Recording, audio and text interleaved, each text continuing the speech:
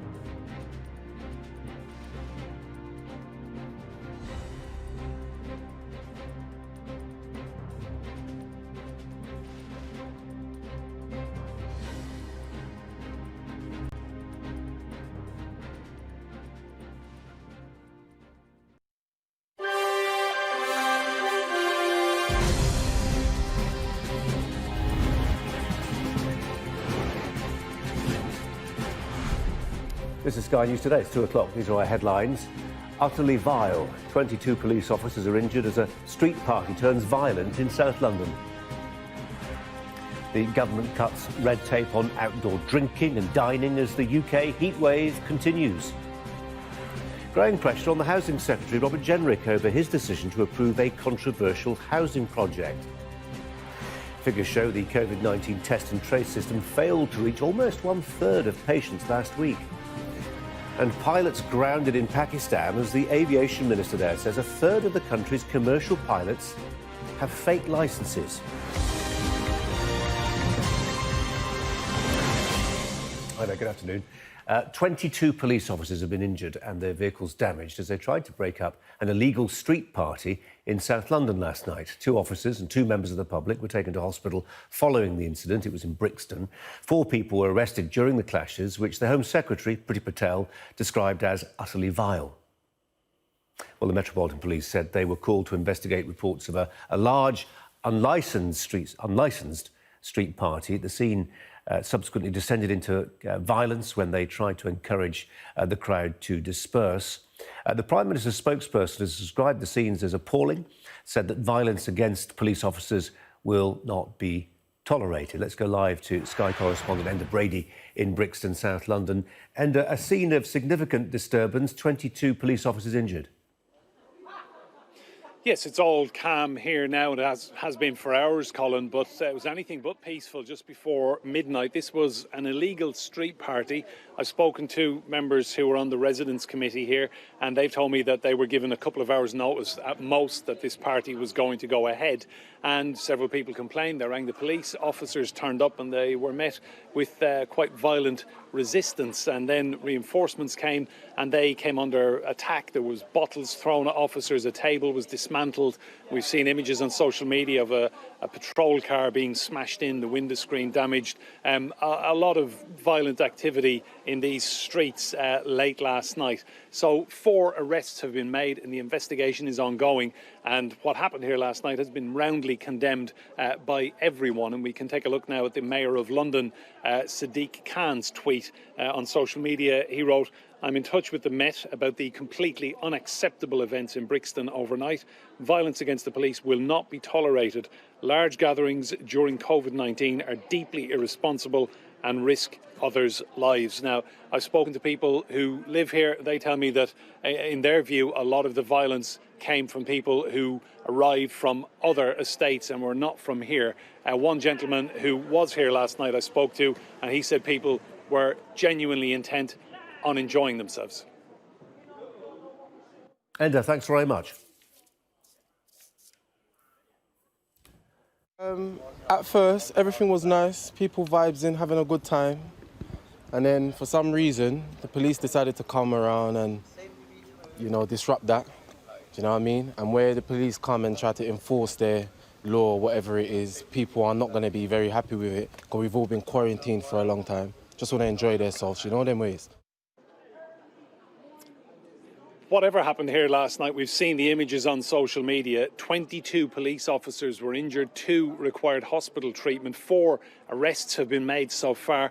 And right now a team of detectives will be sifting through all of those images on social media and the CCTV as well, dotted around the estate, trying to find the culprits.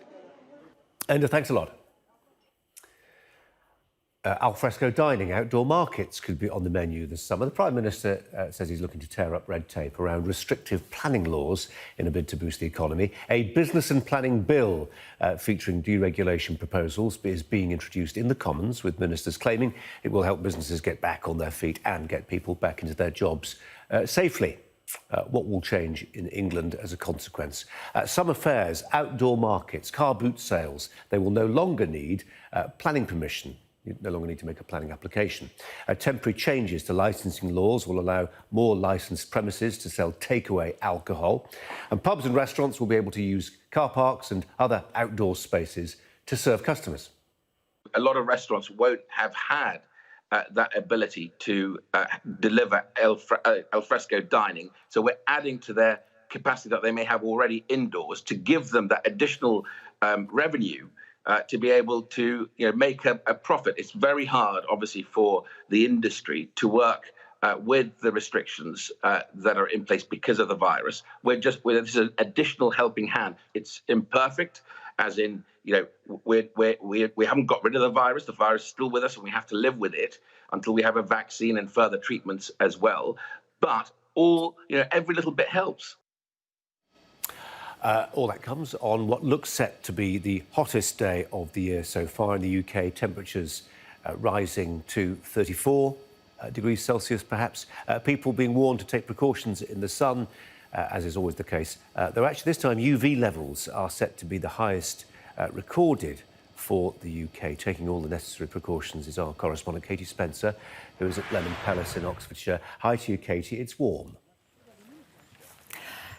That's an understatement there. Yeah, it's very hot. We think it's about 32 degrees here now, but they've been open, the palace grounds and gardens now for the last couple of weeks. Of course, attractions like this have been able to open up because they've introduced a system where they do staggered time, so you don't have too many people crowding here in the daytimes. Also, the hope is that you don't have too many people queuing on hot days like this, and certainly we haven't seen that today.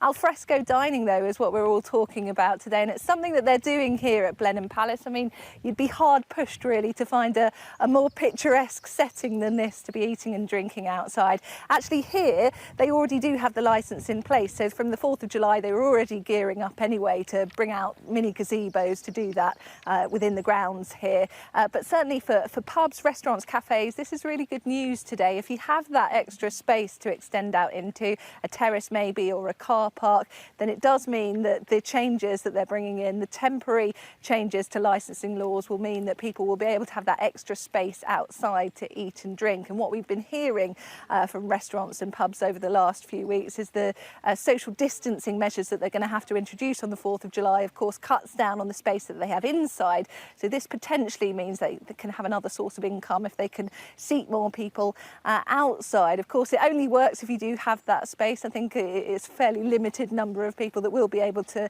do this, certainly a limited number of establishments, but it is some news that will help people, certainly. Social distancing in the sunshine, that's the big challenge for today, really. We are expecting things, possibly temperatures forecast to reach about 33, could be 34 degrees. It's certainly feeling very hot here. And we've seen pictures of people already flocking to the beaches. Brighton Beach, we've got some pictures we should be able to show you of. You can see it's not too busy at the moment, but there's certainly a significant number of people that have headed down that way. We know yesterday, further along the coast in Bournemouth, it was absolutely packed down there. People really struggling to maintain these social distancing rules. Brighton, very different though, of course, because they've been quite on the ball with this. They've actually got patrols of people on there, limiting the numbers of people that can go down to the seafront. But you have to think, with the temperatures this high, not advisable really to be outside for too long, certainly given that these UV levels today are exceptionally high, given how hot and high the sun is in the sky at this time of year. Brilliant. Katie, thanks very much indeed. Well, the Prime Minister is standing by the Housing Secretary, who is facing calls to quit over his role in approving a controversial £1 billion housing development in East London. Documents have revealed the extent of contact between Robert Jenrick and developer and Conservative Party donor Richard Desmond before the West Ferry Printworks scheme was signed off. Well, the pair first met in November after sitting next to each other at a Conservative Party fundraising dinner. The former owner of the Daily Express newspaper showed the Housing Secretary, it's alleged, a promotional video of his proposed development. 2 days later, Mr Desmond sent a text message to Mr Jenrick referring to a new infrastructure levy due to be imposed by Labour-led Tower Hamlets Council, which would have added millions to the proposed project. It's reported that he said he didn't want to give Marxists money for nothing. Planning permission was granted on the 14th of January. Mr Jenrick overruled objections from Tower Hamlets Council and a planning inspector. The following day, the new community infrastructure levy came into effect, meaning that Mr Desmond's Northern Shell Company saved £45 million in additional charges. A fortnight later, he donated £12,000 to the Conservative Party. 4 months later, planning permission was rescinded following legal action by Tower Hamlets Council. It accused Mr Jenrick of bias in his decision due to his relationship with Mr Desmond. Well, the Mayor of Tower Hamlets has told Sky News that he thinks Mr Jenrick has abused his position. We feel very aggrieved about this. We think all of the evidence, all of the inquiries and reports said that he should refuse it, and he imposed his own decision without proper explanation. So I think probably yes, but I think it's up to the Prime Minister, really, you know. And in the end, the reputation of the government and the Prime Minister, I mean, I've known Boris for many years, coincidentally, he needs to understand that if one of his ministers acts in a sort of rampant renegade fashion, that will reflect on him, so he needs to think about that. Thoughts on this from our correspondent Ali Fortescue, who joins us now. Ali, welcome to you. Boris Johnson says, as far as he's concerned, the matter is closed. Yeah, that's right. And he's reiterated this lunchtime that he has full confidence in the Housing Secretary. I think at this stage, unless we see a Conservative frontbencher criticising Robert Jenrick, I think his position will probably be safe unless any more evidence comes to light. But, you know, you detailed there that very complicated timeline, and I think at the very least you can see that this was that certainly Richard Desmond had access to the housing minister, that he had his number after meeting him at a dinner, that they were texting, and I think there is real concern that whether or not he loses his job, him being on the front page of most of the national newspapers this morning does look really quite bad. And I spoke to a former cabinet minister today who said it shows naivety on the part of the Housing Secretary. But as I say, the Prime Minister is standing by him, as are senior ministers rowing in behind the Prime Minister. Let's have a listen to what the business minister had to say a little earlier on today. Nadine Zahawi, here's a clip from him. What Robert Jenrick wanted to do, rightly, is build more homes in London. By the way, the Labour Mayor of London has to make a decision on the percentage of affordable homes and the viability of any scheme. You've got to make sure these schemes are built rather than just talked about. You know, it's a disgrace that boroughs like Tower Hamlets Planning Committee have to close early because there's lack of business. We need more homes built. It's only right that they are built. Robert Jenrick's absolute energy and focus is on getting more homes built. This matter, I think, has now been laid to rest. Worth saying this isn't the first controversy to surround the Housing Secretary. Remember, recently he was caught going to Herefordshire during the lockdown. Some criticised him, suggesting he had broken lockdown rules, something that he refuted, but that was on the front pages. And then later on, there were two other allegations of controversial planning applications, including when he granted access at the Jockey Club in Surrey for planning application to be allowed there. So this is not a Secretary of State who has been free of controversy. I think whatever way you look at it, his position is going to be in the balance potentially at the next reshuffle. But worth saying, he has always said that whilst this may look bad, there was no intent on his part to give favourable treatment to Richard Desmond. Ali, thanks very much. Medical experts have raised concerns about the coronavirus antibody tests being carried out on NHS and care staff in England. In an open letter published in the British Medical Journal, doctors and others have questioned the accuracy of the tests and the speed at which they're being carried out. Joining us now is the clinical professor of primary care at Newcastle University, Alison Pollock, who was a signatory to the letter. She's also a member of the independent Alternative SAGE group, which scrutinises the government's response to the pandemic. What a read-in, Professor. It's a long one, that, isn't it? The government's ordered £10 million antibody tests. I'm not sure what the cost is. It won't be small. Is it a waste of money?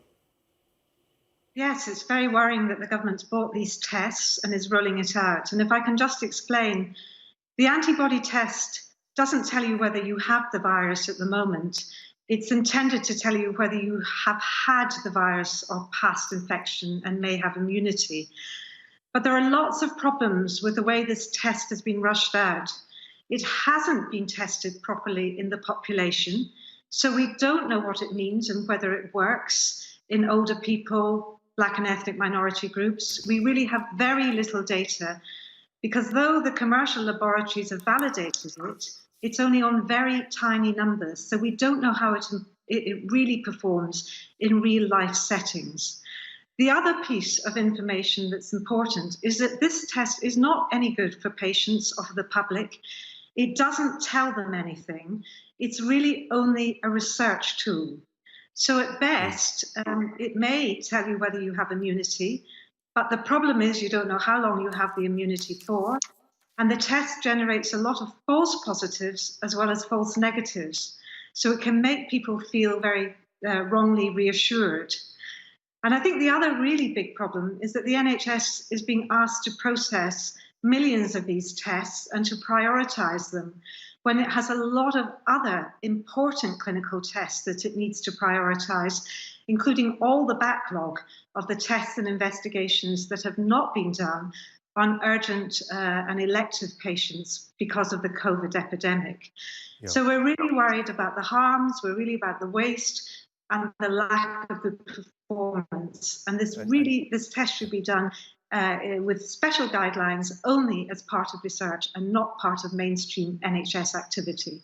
That's interesting. I mean, I'm just looking at a quote from Professor Martin Hibbard, who's with the London School of Hygiene and Tropical Medicine, who says the data generated by these antibody tests will be important surveillance information for understanding the effectiveness of control measures put in place. I mean, as he describes it there, that's not just gathering data for the sake of academics to pore over. That has genuine benefit. Well, of course, but that's further down the line. The first thing we need to make sure is whether the tests actually work and how they perform in real life settings. And also the laboratories need to have a gold standard. And these tests have been rushed out without the NHS laboratories being able to establish a gold standard and whether they work. So this is really early days for doing research like this. Now, of course, if the antibody tests are good and shown to be valid, then you would roll them out in big studies, and only then would they be useful for monitoring and telling you what's happening in the population. But the government has moved far too fast to buy these tests and to roll them out. I suppose the government might say that we are doing things at pace, and sometimes that works. I mean, look at the speed at which they tried to assess whether there would be any clinical benefit to dexamethasone, and lo, it turned out there was. The UK gives the entire world a major leg up when it comes to treating people who've got advanced stages of COVID-19. They're also, I'm sure they'd point out, looking to Public Health England, who've got a study of 10,000 health workers to look at how immunity works. Sorry, you've gone. Sorry, Professor. I was just making the point that in all this, as you say, the big problem is we don't know whether immunity is there for how long. Is it in perpetuity? Is it not there for very long at all? But what the government, I think, is trying to do is pushing through these antibody tests and trying to establish as well whether there is any purpose to them, which is why they've got this PHE study looking at 10,000 health workers to see whether they have any lasting immunity.